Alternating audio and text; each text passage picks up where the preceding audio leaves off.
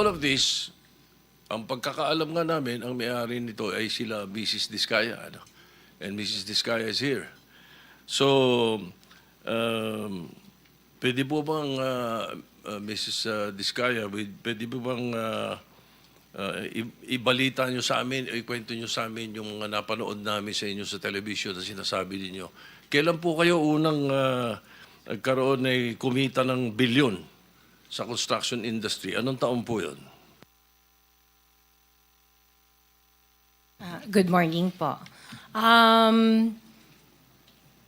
Billion po. Opo. Kwento nung, narinig po namin sa television, sinasabi nyo sa interview nyo dahil tinanong kayo kung anong naging gateway para gumanda ang buhay nyo. Sabi nyo kayo hindi naman nakakaangat nung araw. At tapos sabi ninyo ay noong DPWH na kami. Yun po yung sagot ninyo eh. So, at tinanong kung magkano at sabi nyo bilyon. Kailan po itong unang bilyon na kumita kayo sa DPWH? For the knowledge of everyone, so St. Gerard, Alpha and Omega, we have been in the construction business for 23 years. So I would presume that in the 23 years, pwede naman siguro kami po kumita. Yung billion, when I said DPWH, because prior to that, we were in local government. So ang hirap makasingil sa local government. They spliced the video that was taken of me and just mentioned the DPWH. So, contractor na po kami for 23 years. So you're saying that the television station and the persons interviewing you edited your answers? I think so, sir, kasi I did mention that I was doing local government as well as private po. Yeah, if I may, with Yeah, the yes. permission of With the permission of the Minority Leader. chairman, Senator President Pro Tem. Ma'am Sara, ano ba naging trabaho niyo bago kayo pumasok sa mga kontrata sa gobyerno?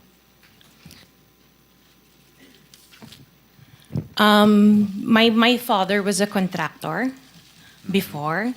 Nangongontrata rin pero siya? yes po, Nangongontrata rin sa for DPWH? LGU po. LGU. And then ako, I worked sa ibang bansa. Yun po. Anong work mo sa ibang bansa? I was a dental receptionist and an orthodontic nurse. So you are a doctor? Nurse? No po. Yung asawa mo, ano trabaho? He works sa isang development corporation. And him and his brother were parang private contractors sa subdivision namin.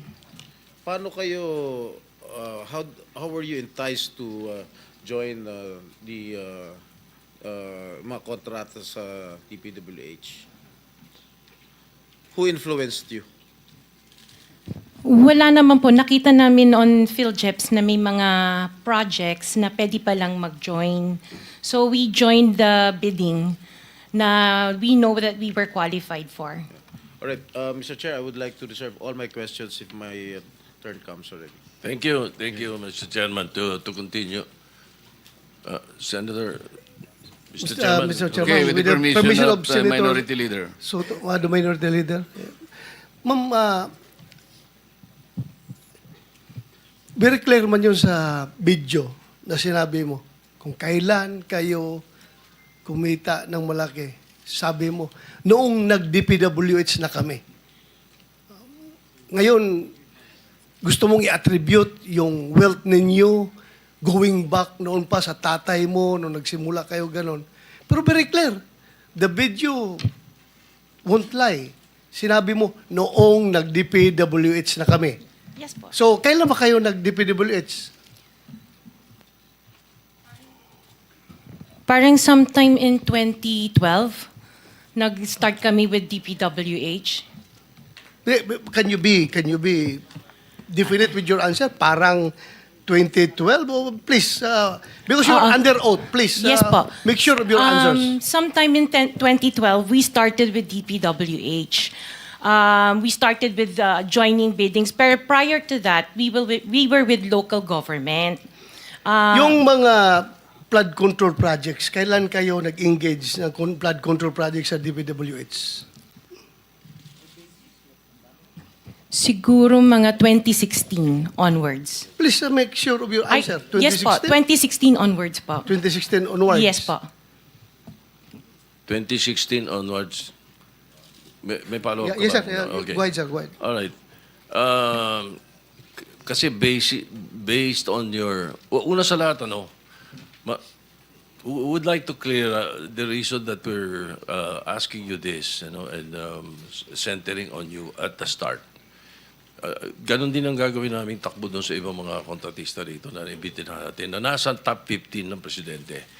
Nasa top 15 ng presidente, may mga flood control projects, merong guni-guni, merong ghost, merong nagawa, may nagawang palpak, okay, may nagawang tama. Ngayon,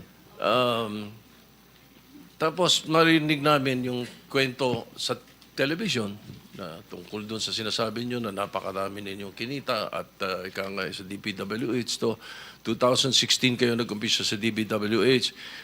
Pero yung mga pinakitang mga sasakyan ninyo ay 2022, 2025, 2024. So, lately, yung matindi, hindi po ba, na mga income ninyo? Mga anong taon kaya sa tingin ninyo? What year would you say that you were able to engage or be able to get projects from the DPWH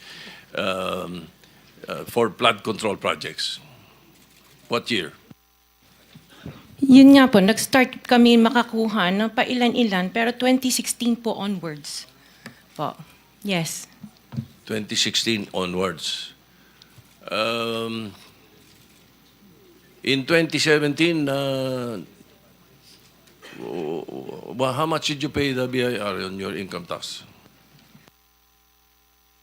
Sorry, I don't have the data on me right now kasi I have an accountant that handles that po. Pero I can get it for you. If Yes, please. May we request that Yes po. we find out how much your income taxes were paid from that time, 2016 to the present. No? Okay po. All right.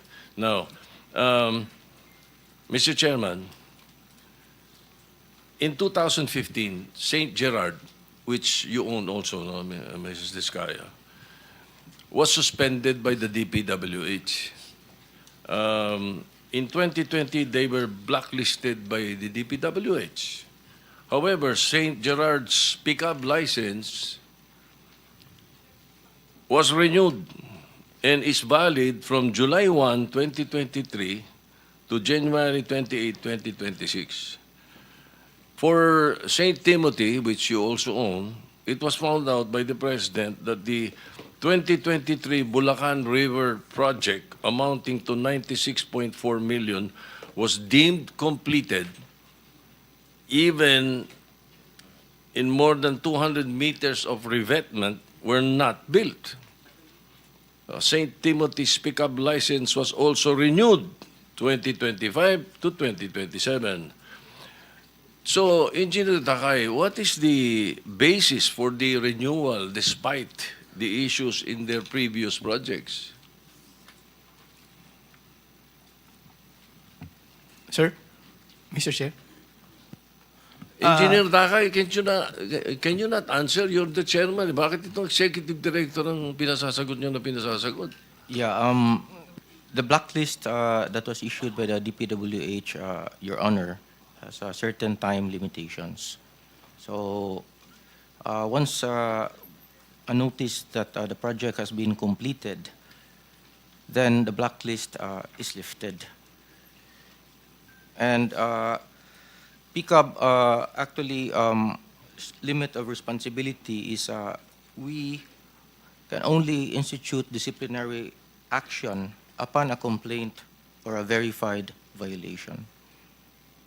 Ibig sabihin, pag walang nagko-complain, sige lang na sige. Mr. Chair. That is the limit of our responsibility, Your Honor. The IRR, Section 4.2, states that disqualification under letter CA, involvement in any construction, malperformance, of grave consequence, pickup under this section, hindi sila, are they not disqualified for renewal? The blacklist, Your Honor, is issued by the DPWH. If the blacklist is lifted by the implementing agency, then their licenses can be renewed. However, we also have another mechanism that if there is a verified complaint or complaint from the LGUs or from the implementing agency, then we hear the case and then apply the penalties that are commensurate to the offenses that are being committed. For example, Your Honor, the DOLE reports to us a lot of infractions that are committed by contractors, such as unlicensed contractors implementing construction work, unsafe practices resulting in the death of people in the workplace, and we act upon that immediately. In fact, Your Honor, we submitted, upon the request of the BIR, we submitted last July 25 our transmittal regarding the request for the documents of the construction group of Diskaya, because if and when the Bureau finds out that their papers are not actually compatible to the papers that are submitted at the PCAB, then we will suspend or revoke all of their licenses automatically because there is now complaint. And we have communicated with the Bureau. In fact, I have met with Commissioner Lumagi once, and we have responded to their letter. And along with our letter, we have submitted reams of documents for the Bureau to review, Your Honor. Mr. Chair, Mr. may Chair, I with the Wait, before permission of the Minority Leader. before we proceed, let me acknowledge first the presence of our Majority Leader. A quick question, Commissioner. Yung imposition ng suspension is Section 99 ng RA 12009. Blacklisting is under Section 100, correct? Pareho namang nalilift ang suspension and blacklisting. There's no problem there because it's in the law. I think the trajectory of the Senator Soto's question, kung paano natin madidisiplina. Why don't you, for example, resort to Section 101 of the same Republic Act? Kasi dito sinasabi niya, imposition of blacklisting with perpetual disqualification. I believe kung ang pinag-uusapan ay ghost projects, kasi makikita mo pagka blacklisting and perpetual disqualification, dapat recidivist na siya, ulit-ulit na siya, 3 or more. Kapag ka ghost projects ang pinag-uusapan, I think this is 10 times over. Halimbawa, nakalagay dito sa blacklisting, corrupt, fraudulent, collusive, and coercive practices. Katulad ng ghost, drawing up or using forged documents. Ghost projects. Hindi po pwedeng mag-apply yung Section 101 but there is a perpetual disqualification of this. You have to look into this. Yun siguro ang gusto mong puntuhan Yes, ng Senator, di ba? Yes, sir. Mr. Chairman, thank you, And sir. then I think we have to put a limit muna, sir. Kasi medyo gusto nang magtanong Sige. yung iba. Sige, Makakabalik ka naman, boss. I'll try to wind up for a while. No? Yes. Marami pa po akong tanong eh. My point here is that I want to amend the law creating the PICAB. Kailangan lagyan ng mas matinding power, mas maraming koordinasyon at coordinate sa DPWH, hindi lang sa DTI. So my line of questioning is towards that.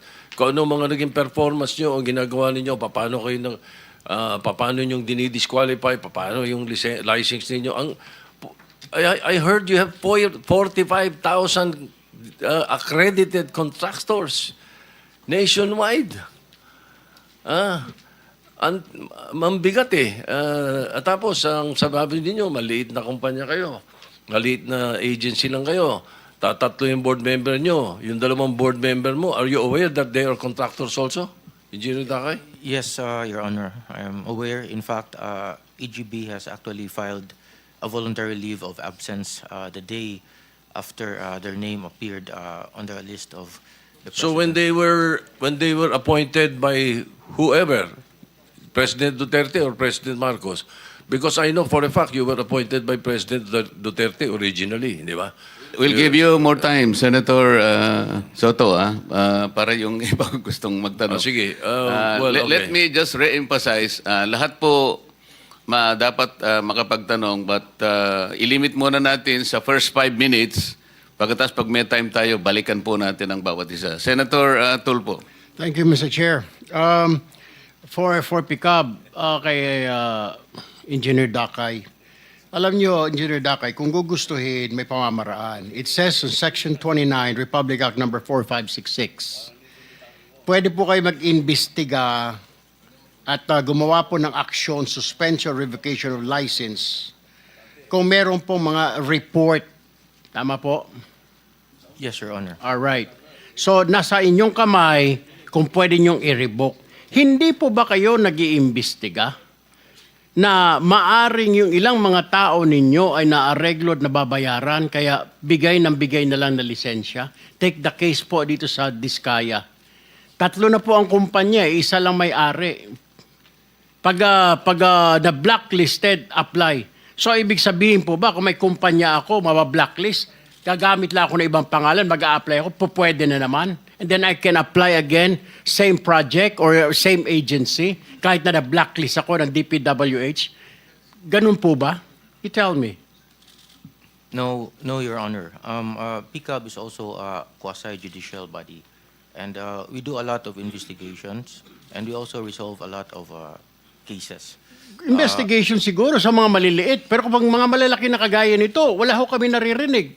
Bakit 15 po sila na nagkunsabahan, binulsa yung pera ng bayan, 1.3 trillion, wala tayong narinig. Ngayon, nandito kayo, nagpapaliwanag, sasabihin nyo, meron kayong quasi-judicial. Nasaan yung quasi-judicial? Bakit yung pinayagan nangyari? 2022 hanggang 2025, 3 years, engineer. Wala kayong ginawa, hindi nyo kinansela yan. Isang kumpanya, tatlo pa. Yung isang may-ari. Wala kayong ginawa. Ngayon, pinapakita yung sa amin dito na meron kayong ganito, meron kayong nasaan yun sinasabi mo? 3 years. I understand very well your concerns, Your Honor, and I appreciate that very much. However, PICAB does not play any part in the implementation of the project. I'm not saying part of the implementation. Yung pag-apply lang at engineer ng license. Kasi pag na-blacklist yung... Gano'n naman ho, hindi nyo ba alam na gano'n ang kalakaran ngayon? Or you don't have any idea? Na pag na-blacklist itong kumpanya na ito, gagamit ng ibang kumpanya o magbubukas ng ibang kumpanya. Alam nyo ho ba yun? Hindi. You know that, right?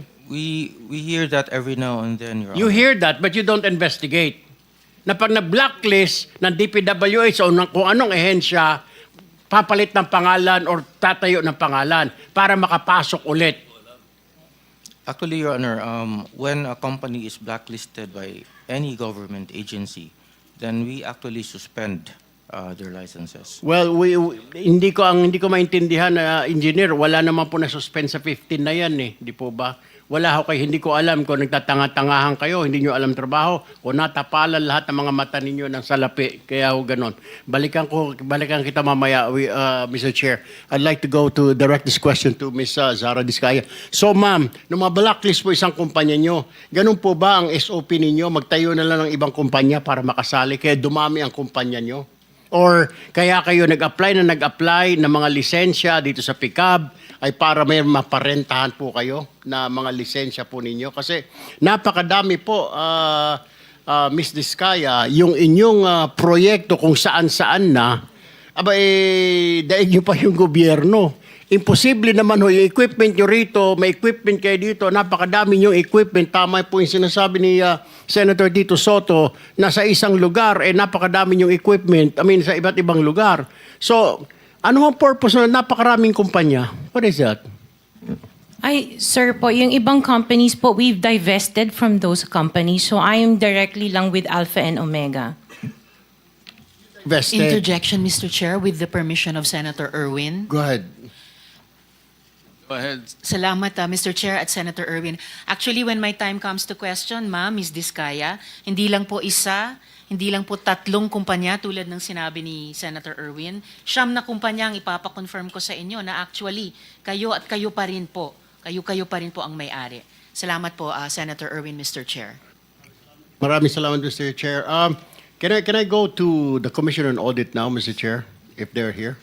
Before that, I think you need to also pursue that initial question you had with PICAB.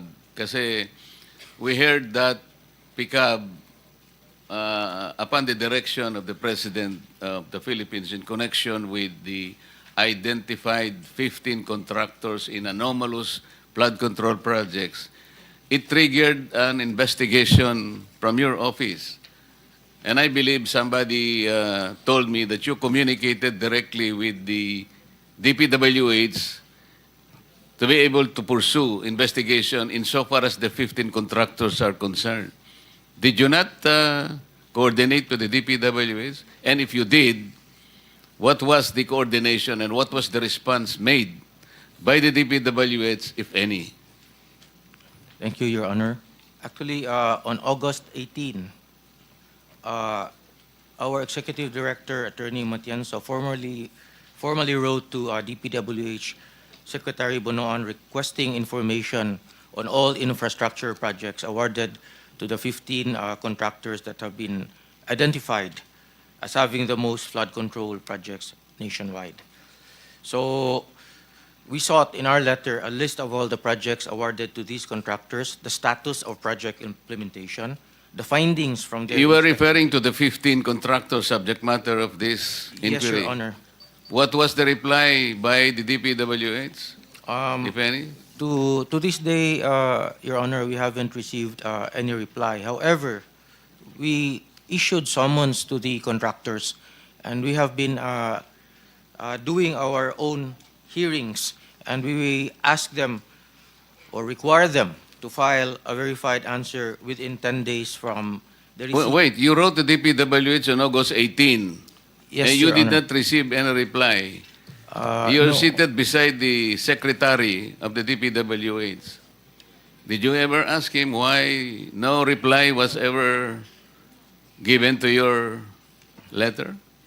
Well, Your Honor, in the interest of public service and expediency, we just went ahead with our investigation and summoned the 15 contractors. Not only the 15 contractors, but the other contractors that were mentioned by the President in But subsequent... the information you were asking from the DPWH, I believe, are essential information. How can you conduct your investigation without waiting for the information that you sought in the first place? At least, Your Honor, we did the preliminary hearings. There is a jump start to all of the hearings for the... Okay, Senator Tulfo, proceed, please. Mr. Chair, pinapaikot-ikot lang ho tayo nitong pick-up. Alam nyo, engineer, sinasabi ko ho kanina, yung sinasabi nyo, pinapatagal nyo, pinapaligoy-ligoy ninyo itong proseso na ito, pagtatanong, jumpstart yung mga sinasabi ninyo, DPWH umiiling, sinasabi na parang hindi pa nila natatanggap, and then suddenly you're telling us na gumawa na kayo ng aksyon? Is this correct? What I heard, you started communicating with the 15 contractors? Actually, the day after the President mentioned the 15 contractors, we actually summoned the 15 contractors for investigation. Okay. So, ongoing investigation. Yes, Your Honor. Anong siglo natin malalaman ang resulta ng investigation nyo? Kasi pag ang gobyerno ang nag-imbestiga, taon na binibilang. Baka retired na kami lahat dito, nandiyan pa kayo nag-imbestiga. When do we expect the result of that investigation? Okay, Your Honor, for starters, we have preventively suspended their ARCC for flood control. So that means that they cannot bid for any subsequent flood control projects. Hindi naman nila kailangan po magbidding dahil na kumita na ito mga ito eh. Yun lang ho, yung they cannot subsequent flood control projects, di na sila pwede magbidding. Dapat to, suspindihin nyo na ho lahat yan eh. Mismo ang Pangulo nagsabi, deficient yung kanilang mga proyekto, substandard, ghost project. Ganun lang. Next flood control project pa sila suspendido. Ngayon hindi sila tanggalan ng lisensya. Kailan ho natin maririnig, engineer, na suspendido ang mga lisensya nila o kumpiskado ng mga lisensya nila? When will we hear that? Your Honor, we are seriously investigating and conducting the hearings at PCAB, Your Honor. And Do you have a time frame for that, Mr. Chair? Yes, Mr. Chair, because we have to also realize and recognize that the contractors are also represented by counsel. Kasi ang totoo niyan, hindi importante sa amin yung suspension or blacklisting. Ultimately, revocation ang pinag-uusapan dito eh. Kasi seryoso po ito eh. I would request my colleagues to also put in perspective ang hinahanap po natin dito yung mga ghost projects. So gusto ko pong marinig po yung mga tanong ninyo. Hanapin po natin sa DPWH. Kasi importante po ito, kailangan nating ilagay muna sa umpisa. Bakit po yung ipinangako ng mga ghost projects na dapat sana ito yung ating sinusubaybayan ngayon, kagaya po ng aking opening statement. Ang iniintay po namin na hindi bababa sa 50 ghost projects. Sa listahan po namin, meron na po kami. Kaya lang, kagaya na sinabi namin, 2 lang po ang formally na inadmit ng DPWS na ghost projects. Kaya po nakaka-disappoint. Maybe... Yes, Mr. Chair. I will just reserve some of my questions later to give way to the other senators here. But I have only one last question, Mr. Chair, for Mrs. Diskaya. Ma'am, sinabi ho ninyo, nag-divest na po kayo. Ano yung sabihin ng divest? What do you mean by that? We are no longer part of those companies. Okay. Kung hindi na po kayo part of those companies, how come you're still the chief operating officer, pati ang asawa mo sa ilang construction companies na ito? Hindi po ako COO ng mga companies po. Ma'am, you're under oath. Don't forget. Opo, CFO po, pero hindi ako COO po. COO. So, bakit po ikaw ang CFO pa rin kung nag-divest na po kayo, opisyal pa rin po kayo dyan? Sorry, tumutulong lang po ako dun sa mga ibang companies po. So you haven't, with the Go permission, ahead. you haven't completely divested all your interest in that Before we particular company? continue, let me acknowledge the presence of Senator Rapi Tulfo. Thank you. Yes, Answer. So you didn't divest totally? You're still the CFO according to you. Opo, pero hindi po ako nagmamanage po ng mga companies na yon. Wala na po ako. Wala po ako dun sa ano. Sorry. Naintindihan po niyo yung divestment. Kanino niyo po i-divest? Kasi po pag nag-divest kayo, there is somebody, doon niyo po isasalin yung pong inyong interest sa isang company. Kanino po nasalin?